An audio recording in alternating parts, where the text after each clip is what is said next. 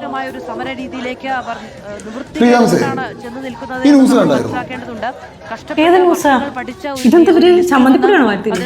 ചമ്മന്തിപ്പൊടിയല്ല, അവര് സമരം ചെയ്യുന്നതാ സെക്രട്ടേറിയറ്റിന് മുന്നിൽ.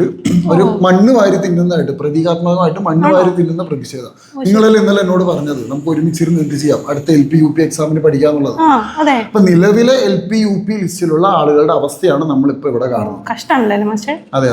അപ്പൊ അവരെന്താ പറയുന്നത് വെച്ചാൽ, നിലവിലുള്ള ലിസ്റ്റില് ഇപ്പൊ ഇത്ര ഒരു വർഷത്തോളമായിട്ട് പല ജില്ലകളിലും 1ാം റാങ്കുകാരന് പോലും എന്ത് കിട്ടിയിട്ടില്ല, നിയമനം നടന്നിട്ടില്ല. അപ്പൊ അവര് പറയുന്നത് ഇപ്പൊ നിലവിൽ സർക്കാർ സ്കൂളുകളിൽ കുട്ടികളുടെ എണ്ണം കുറയുന്നു, എന്നാൽ എയ്ഡഡ് സ്കൂളുകളിൽ നിയമനം നടക്കുന്നുണ്ട്.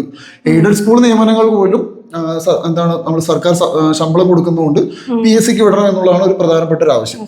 മറ്റൊന്നെന്ന് പറയുന്നത്, അവർ പറയുന്നത് 30 കുട്ടികൾക്ക് ഒരു ടീച്ചർ എന്നുള്ളത് 25 കുട്ടികൾക്ക് ഒരു ടീച്ചറിനാക്കിയാൽ അവർക്ക് കുറച്ചുകൂടെ നിയമനം കിട്ടാനുള്ള സാധ്യതയുണ്ട് എന്ന് പറയുന്നു.